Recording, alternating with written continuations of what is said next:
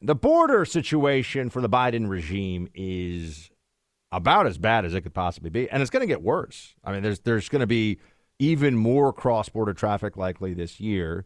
You've already seen that while courts are striking down the egregiously open border actions of the Biden administration, they then just enforce the bare minimum, do the bare minimum. And the biggest part of this you have to remember is that there's no interior enforcement to speak of. And that's why recently those Border Patrol agents, as well as immigrations and customs enforcement folks, they're all upset because what's the point? If you just get here and you stay, then why do we even have people trying to enforce a border in the first place? The whole thing feels like a charade. And I feel badly for the patriots who work in Border Patrol and are saying, what the heck is going on here, man? I mean, the Biden administration has tied their hands, not letting them do their jobs.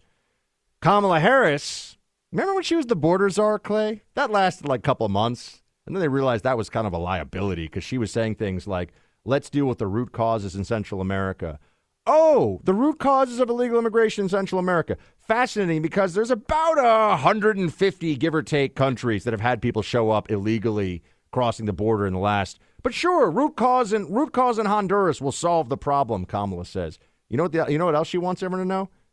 Amnesty will solve. The exact opposite of reality, which is amnesty will only make the problem worse. She thinks it'll make the problem better. Play 17. The first piece of legislation that sent to Congress was immigration reform.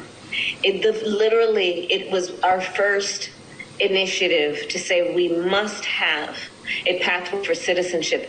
The problem is Congress is not acting. We must create a pathway to citizenship. This should not be partisan. We should not allow Republicans or Democrats, if they do stand in the way of it, to get away with this as a partisan issue. She's so awful. I mean, every time she speaks, I really do feel like I'm being, lectured to finish some kind of corporate sensitivity training. Like this is all that. She's just the absolute worst. But Clay, giving people amnesty for coming here is going to stop illegal immigration. Yeah. Handing out free money to everybody at the bank is going to make them stop showing up asking for free money. It's funny.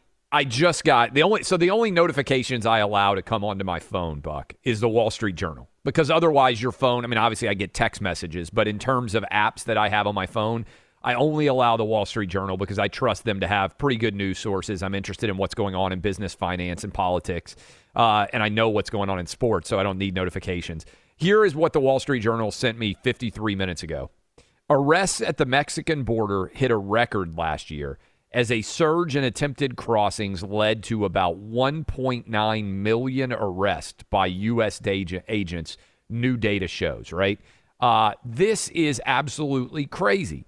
And 20%, it's probably low, of those migrants arrested were released into the U.S. to await hearings on their asylum applications. I mean, this is all, and again, this is the data that they are putting out. This is from the United States government. But when we're talking about 1.9 million people, a record number of arrests, and you know this, Buck, better than most people because you've been down to the border several different times. What percentage of people that are crossing the border do we catch? It's a small percentage, right, overall? Like your odds of being able to get across the border are pretty good, right? I mean, we're catching 1.9 million. There are tens of thousands of gotaways every month. So, I mean, and remember, those are gotaways that they know about, right? Yes. So it's the one, because there are people that are, in compartments in vehicles, and there's all kinds. I mean, the numbers of illegal, it's like illegal drugs. They're always just estimating. They don't know how much in the way of illegal drugs comes across the border. But 1.9 million is a crazy number to think about that we're actually catching. And again, the Biden administration, what do we say, Buck? 300 people are remaining in Mexico under that policy that they tried to put back in place. So they realize they have to say, okay, fine. We'll do the Remain in Mexico program that Trump used so successfully. And then they basically don't do it at all. Right? This would be like saying, okay, fine, we're going to enforce crimes in a city, and they're only prosecuting murder and everything else is let go. I mean, they're not serious about changing their behavior, and they're not serious even on their focus. I think Senator Marco Rubio down here in Florida, I think he actually had some pretty good thoughts on this one, where the focus of the Biden administration, think about how much more they talk, that they speak of voter suppression and the threat to our democracy than they do about the daily violations of our sovereignty, our national sovereignty at the southern border. Here's Marco Rubio, play 19. We can, should, and must secure our border, and in terms of priorities, that has to come first. The problem with the Biden administration is they don't even talk about it or care about it, not to mention inflation and supply chain disruptions and labor shortages and all the other challenges we have in our country. They like talking about fake things, like voter suppression efforts that don't exist. These are fake things.